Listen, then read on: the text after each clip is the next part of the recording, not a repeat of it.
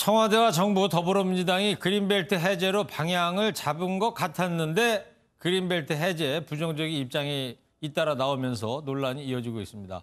여기에다가 아파트 분양권도 주택으로 계산하느냐를 놓고 기재부가 긴급 해명에 나서는 소동이 빚어졌습니다. 이상범 기자와 뉴스 추적하겠습니다. 이상범 기자, 네. 어두절미하고 말이죠. 그린벨트를 해제하는 겁니까? 안 하는 겁니까? 헷갈리는 분들이 많습니다, 지금. 아직 계속 이견이 분분한 상황입니다. 김상조 청와대 정책실장은 지난 17일 그린벨트 해제 방안을 놓고 당정이 의견을 정리했다고 이렇게 말을 했는데요. 예. 주택 공급을 위해 그린벨트 해제로 의견을 모았다는 그런 의미로 풀이가 됐었습니다. 정세균 국무총리는 이에 대해서 그린벨트는 한 번 훼손되면 복원이 안 된다며 신중하게 접근을 해야 한다 이렇게 말을 했습니다. 오늘 TV에서 나온 얘기죠. 그렇습니다. 여기에 당정 의견이 아직 정리가 되지 않았다며 김 실장의 발언과 다소 결이 다른 이야기를 내놓았습니다. 여기에 차기 대권 후보로 꼽히는 이재명 경기지사도 한마디 거들고 나섰는데요. 서울 강남 요지의 그린벨트를 해제하면 그곳은 또 투기 자산이 될 가능성이 매우 높다며 도심 재개발, 도심의 용적률 상향, 경기 일원의 신규 택지 개발 등이 바람직하다고 강조했습니다. 네, 도심 용적률 상향이라는 게 이제 고층 빌딩을 짓자, 높은 아파트 짓자 그런 얘기 아니겠어요? 네, 그렇습니다. 그러니까 그동안 서울시는 그린벨트 해제에 대해서 완강히 반대 입장을 밝혀왔는데 서울시는 이 같은 논란에 대해서 어떤 입장을 보이고 있습니까?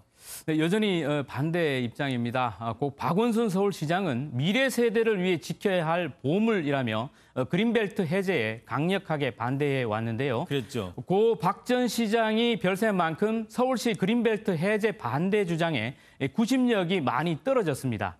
이런 가운데 서울시가 갑자기 분양가 상한제 시행일인 오는 29일 전까지 정비 사업으로 모두 11,000가구가 공급된다며 보도자료를 배포해 눈길을 끌었습니다. 네. 이건 다시 말해 재건축이나 재개발 등 정비 사업을 통해 주택 공급을 늘리겠다는 의지를 간접적으로 피력했다고 볼 수 있겠습니다. 네. 문제는 근데 시간이 별로 없다는 겁니다. 지금 전셋값이 55주 연속 상승을 하고 있고 오피스텔이나 빌라 가격도 뛴다는 이야기가 들리고 있지 않습니까?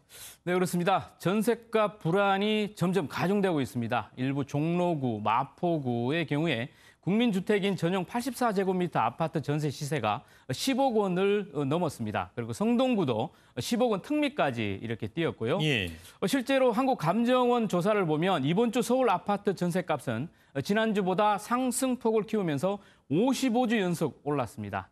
금리도 낮고 전세를 월세나 반전세로 돌리는 집주인들이 늘어난 데다가 6.17 대책으로 실거주 요건이 강화되면서 우선 전세 물량 자체도 줄었기 때문입니다. 네. 그리고 추진 중인 임대차 3법 시행도 이를 부채질하고 있다는 분석이 나오고 있는데요.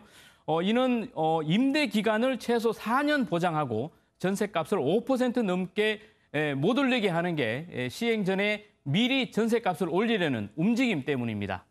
매매 수요를 정부에서 꽉 막으니까 그 수요가 전부 전세로 돌아가게 됐고 그래서 전세난이 심화되었는데 앞으로도 더 심화될 가능성이 높아서 전문가 이야기 듣다 보니까 시중에 김서방 찾기보다 전세방 찾기가 더 어렵다 이런 우스갯소리도 떠오릅니다. 네, 전셋집을 구하는 게 정말 어려운데 그런 가운데서도 이런 또 집값은 풍선 효과를 보이면서 다른 곳으로 확대가 되고 있는데요. 네.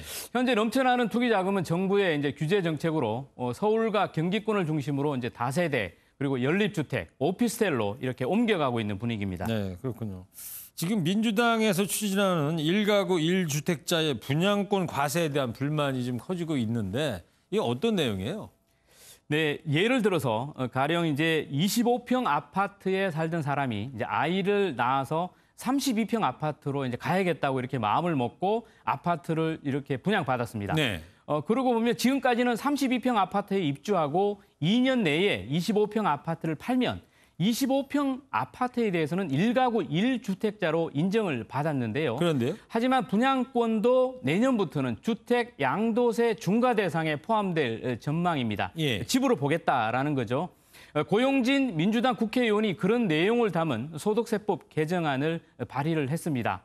당장 새 집으로 이사하고자 주택을 분양받은 1주택자의 반발이 거센데요. 그러다 보니 기재부가 이런 갈아타기를 위한 일시적 2주택자에 대해서는 시행령 개정을 통해서 보완 대책을 검토하고 있다며 불거기에 나섰습니다. 예, 알겠습니다. 자, 얘기 잘 들었습니다. 이상봉 기자였습니다.